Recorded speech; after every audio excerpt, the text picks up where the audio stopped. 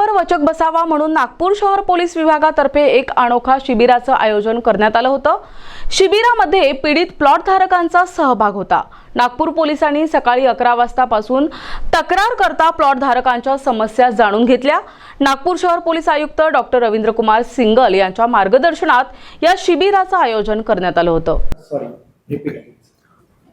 आज आम्ही नाशिक शहरामध्ये 2 विषयांवर लोकांना आवाहन केलं होतं की जर तुमचे काही विषय असतील जे तुम्ही ॲप्लिकेशन दिलेले किंवा एखादा केस तुमचे ॲप्लिकेशनवर किंवा मुद्द्यांवर दाखल असेल आणि तुम्हाला त्याच्याबद्दल माहिती हवे असेल आणि किंवा जे काय चाललेलं इन्व्हेस्टिगेशन वगैरेमध्ये किंवा इतर काही गोष्टी असतील जे तुमचे काय डिस्प्यूट असतील, काही असे लोक असतात जे लँड ग्रॅबर्स असतात किंवा इतर अशी गोष्टी असतील।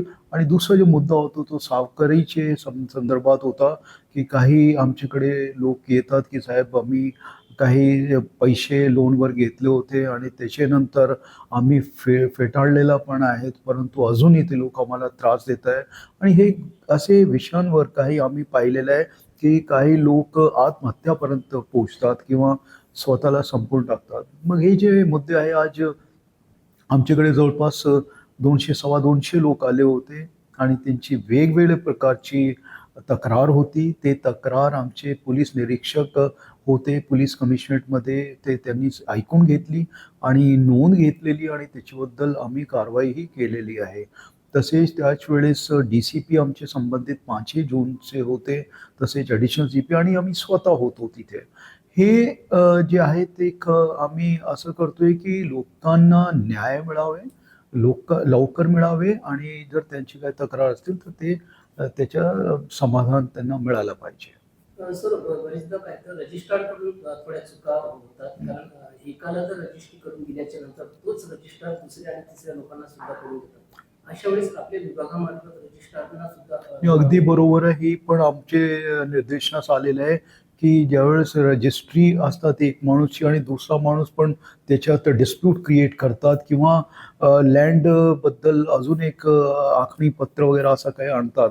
मग हे जे आमचे समोर हे मुद्दे आलेले आहे आणि त्यांच्यावरही आम्ही जर कोणी त्यांच्याशी मिश्रित असला म्हणजे इन्व्हॉल्ड असला संबंधित डिपार्टमेंटच्या, तर त्यांनाही त्याच्यावरही आम्ही कारवाई करणार आहे। कारण त्या डिपार्टमेंटची जिम्मेवारी आहे एक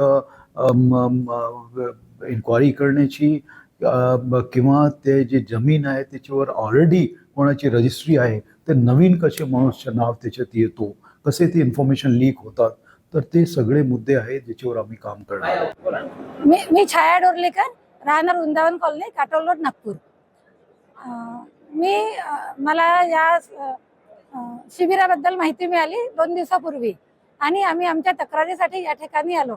हा जो उपक्रम आहे हा म्हणजे आतापर्यंत आम्ही जे या लोकांशी भेटलो तर त्याच्यावरनं असं वाटतं की हा उपक्रम फार चांगला आहे। मी CP साहेबांशी पण बोलली की आपण खरंच या भूमाफियांवर कारवाई करणार का, तर ते म्हणाले की आम्ही कारवाई करण्यासाठीच इथे तुम्हाला बोलावलेलं आहे आणि निश्चितच आम्ही कारवाई करू। जे आजपर्यंत कुणी केलं नाही ते आम्ही करणार आहोत।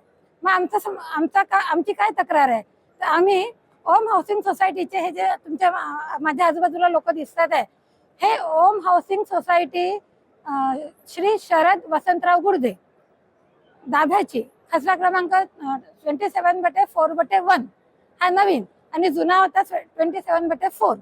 याच्याशी या सोसायटीच्या द्वारे आम्ही छळलेलो, आमचा मानसिक छळ झालेले आम्ही त्रस्त भूखंडधारक आहोत। त्या शरद गुडदेनी आमचा जो एक लेआउट टाकलेला होता तिथे दाभामध्ये, त्याचा प्लॉट एक म्हणजे माझी रजिस्ट्री 2013 मध्ये झाली, बरेच लोकांची रजिस्ट्री 2013 ते 19 पर्यंत झाली, पण त्यांनी आता काही दिवसापूर्वीपासून आम्ही विकलेले प्लॉटच तो परत दुसऱ्यांना विकतोय। प्लॉट नंबर 36 हा त्यांनी परत आता मागच्या महिन्यात 4 तारखेला विकला, 14 तारखेला विकला। एका व्यक्तीचा प्रवीण सुराव म्हणून आहे, त्यांचा प्लॉट त्यांनी 4 वेळा विकला।